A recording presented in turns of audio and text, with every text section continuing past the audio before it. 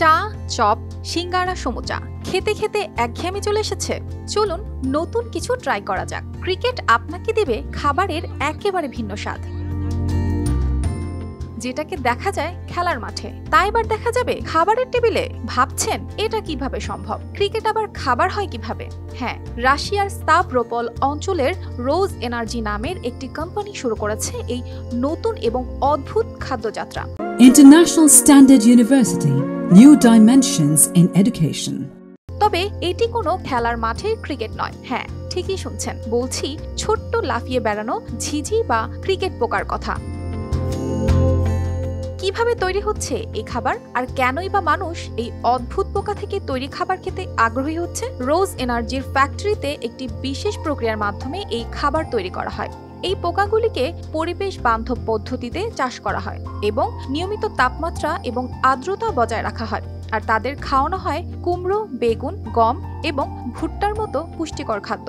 রোজ এনার্জির উৎপাদন প্রকল্প প্রধান আন্তন স্টোকেস জানিয়েছেন, একটি ক্রিকেটের লার্ভা পূর্ণবয়স্ক হওয়ার জন্য মাত্র ৪৫ দিন সময় লাগে এবং তখন এটি খাওয়ার উপযুক্ত হয়। তবে মানুষের খাবার হিসেবে নিরাপদ করতে বেশ কয়েকটি মেডিকেল পরীক্ষা করা হয়। স্টোকস বলেন, আমরা ক্রিকেটকে সম্পূর্ণভাবে পরীক্ষা করেছি, এর অ্যান্টেনা থেকে পা পর্যন্ত। এমন কিছু পাইনি যা মানুষের শরীরের উপর খারাপ প্রভাব ফেলতে পারে।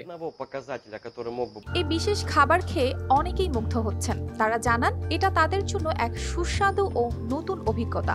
এই বিশেষ খাবারে নানা উপকারী গুণও রয়েছে। ক্রিকেটের ময়দায় ৬৫ থেকে ৭০% সহজপাচ্য প্রোটিন থাকে, যা গরুর মাংসের ৩ গুণ এবং মুরগির মাংসের ২ গুণ। এতে ক্যালসিয়াম, ম্যাগনেসিয়াম এবং ১৫টি অ্যামিনো অ্যাসিডও থাকে, যার মধ্যে ৮টি খুবই গুরুত্বপূর্ণ। এছাড়া এতে ৯০% পর্যন্ত কাইটিন থাকে, যা প্রক্রিয়াকরণের পর চিটোসানে রূপান্তরিত করা যায়, যা ক্ষত নিরাময় এবং হজমে সহায়ক।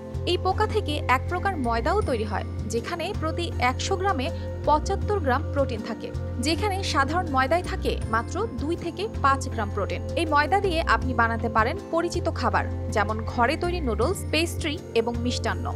আর যারা একটু অ্যাডভেঞ্চারাস, তাদের জন্য রোজ এনার্জি এনেছে মজাদার ক্রিকেট স্ন্যাক্স, ডিপ ফ্রাই করা বা চকলেটে মাখানো। যদিও এই ক্রিকেট খাবারগুলি এখনো রাশিয়ার ভোক্তাদের মাঝে পরিচিত হয়ে উঠতে শুরু করেছে, কোম্পানির ভবিষ্যৎ লক্ষ্য বাজারকে সম্পূর্ণরূপে দখল করা। দর্শক, আপনিও কি এই ক্রিকেটের স্বাদ নিতে চান?